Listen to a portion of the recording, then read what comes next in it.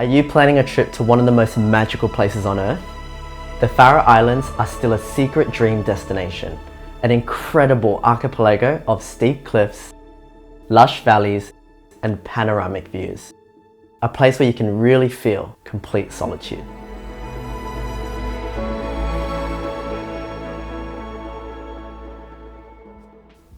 In today's video, I'm sharing 10 things I wish I knew before visiting the Faroe Islands. Whether you're an adventurous hiker, a road trip enthusiast, or just looking for some travel inspiration.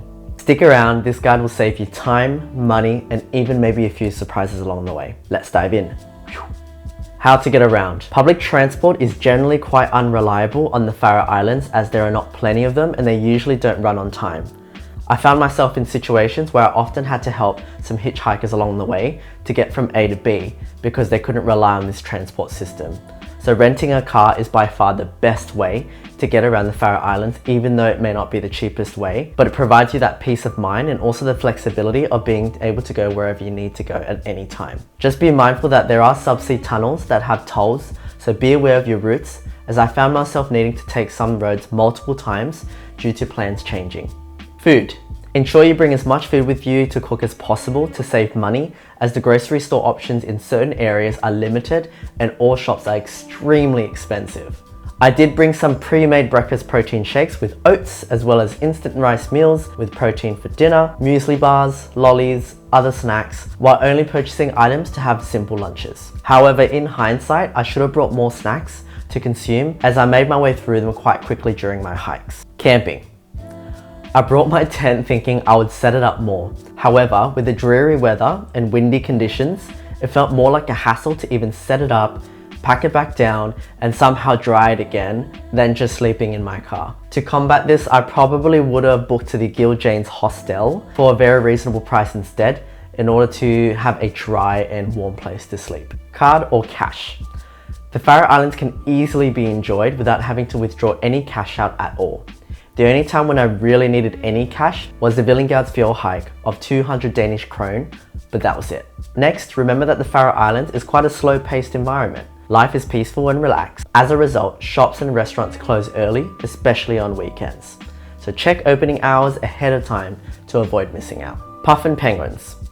The puffin nesting season is usually from May to August, but just be mindful it becomes more difficult to see as many in the early and later months, which is what I found personally, so take that into consideration. The best way to see the Puffin Birds are on the islands of Mykonos. However, this can only be done at the steep cost of a mandatory guide to protect the land and the birds. And ferries to Mykonos are known to frequently be cancelled due to the rough coastline conditions, so factor that into your planning as well. On that note, you always want to pre-book your ferries. To reach islands like Mykonos, Kausoy or Suðuroy, roads are not yet built, so booking a ferry is critical to ensure your spot and ensure that you don't miss out. This is usually booked via the website displayed here. Next is be flexible with your plans.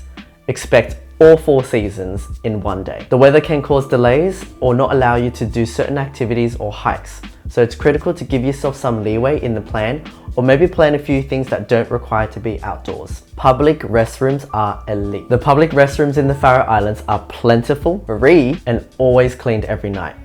It's a great spot to refill any water from the taps, do your business, and even have a shower if you're so inclined. Just remember to bring toilet paper just in case. Mud, mud, and more mud. No matter what time of year you visit the Faroe Islands, you'll be dealt with an incredible amount of mud when traveling in natural landscapes. More than you'd ever think was even possible, to be honest. Be prepared with proper hiking boots, poles for stability if needed, as well as some wet wipes for any possible falls that you may have. Luckily, I didn't have any. So that's it. Those are the 10 things I wish I knew before traveling to the Faroe Islands. Let me know if this video helped you out in your journey to this amazing country in the comments down below. If you would like a more detailed 8-day travel guide to the Faroe Islands with travel tips including where I slept, what to bring, as well as a complimentary pinned Google Maps and even a Notion travel guide template, link is in the description down below. Also feel free to check out my official travel video as well, and if you like what you see, check out my website, socials, and don't forget to subscribe. Until next time, see ya.